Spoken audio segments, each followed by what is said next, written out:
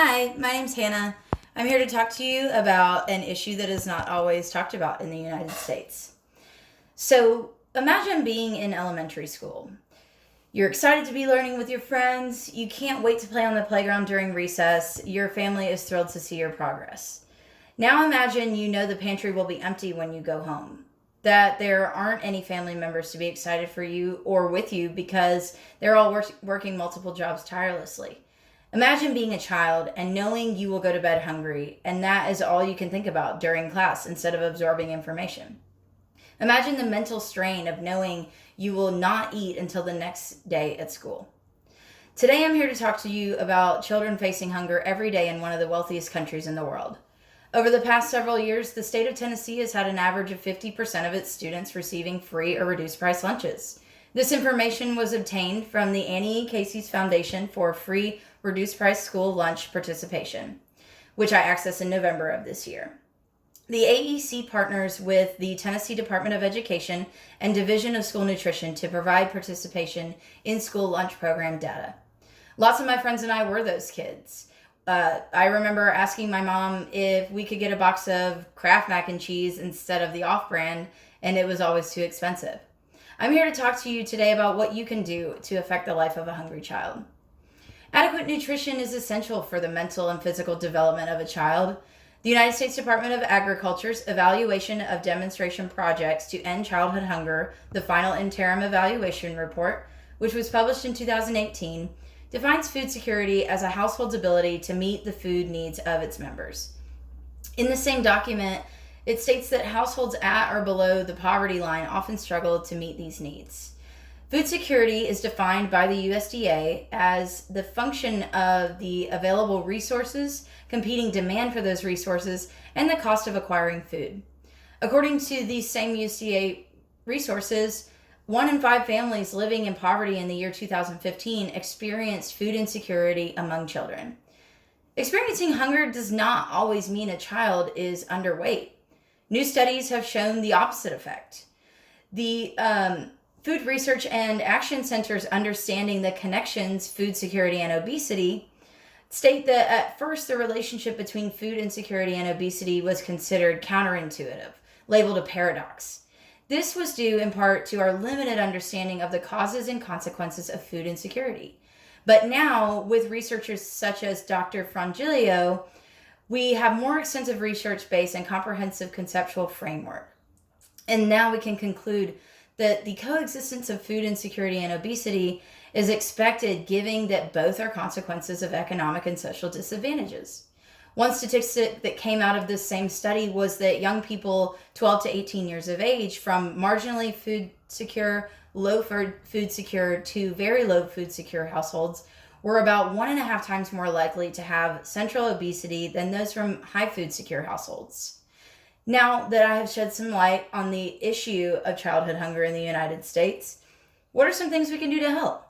There are many establishments in the Chattanooga area that accept food donations. In my opinion, the best option is the Feeding America member, the Chattanooga Area Food Bank. Feeding America was given the highest rating by Charity Navigator, including 4-star ratings for overall, financial, accountability, and transparency.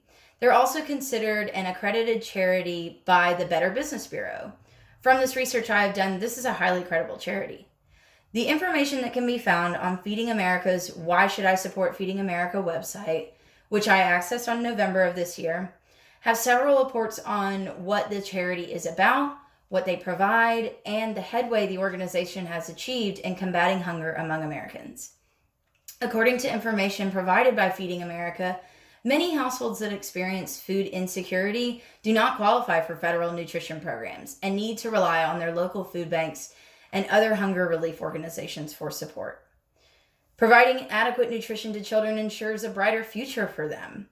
In the United States this year alone, 17 million children, that's 1 in 4, will not have confidence in where their next meal is coming from. According to Feeding America data, children who face hunger are likely to repeat a grade in school, have social and behavioral issues, as well as developmental delays. Childhood hunger is not something new in our country, but considering the current COVID-19 pandemic, Many more children will be seriously affected by food insecurity. The pandemic came at a time when food insecurity and our food systems were already under strain. Conflict, natural disaster, climate change, and the arrival of pests and plagues on a transcontinental scale preceded COVID-19 and were already undermining food security in many contexts. The United Nations published the policy brief, Impact of COVID-19 on Food Security and Nutrition, in June of 2020. This contains vital information about the impact the pandemic has had and has the potential to have on food security. I was able to access this document in November of this year. The United Nations states that prior to the onset of this pandemic, more than 820 million people were already identified as chronically food insecure globally. The Annie E. Casey Foundation, which partners with the Tennessee Department of Education, as well as the Division of School Nutrition, to provide participation in school lunch programs, brings the fact that over 50% of children in the state of Tennessee are receiving these free and reduced price lunches, as I mentioned earlier. This is one of the highest in the country, and we should be ashamed. So how do we step up for the children in our communities? Supporting your local Feeding America food bank is a simple and rewarding process. To find out more information about the Chattanooga area's Feeding America chapter, I visited feedingamerica.org. You can find the exact location of these food banks for every state in the country on the website. This site also includes links to ways to take action in your community. I am one that knows what struggling financially feels like, and I understand that not everyone can give as much as they might want. You can donate funds, but if that's not feasible, you can always volunteer your time. Last year, in fact, I volunteered my time and catering services for a fundraising auction held by the Chattanooga Area Food Bank. To wrap things up, the children of this country are our future. They deserve to be set up for success and be able to focus on their education and development instead of worrying about going to bed hungry.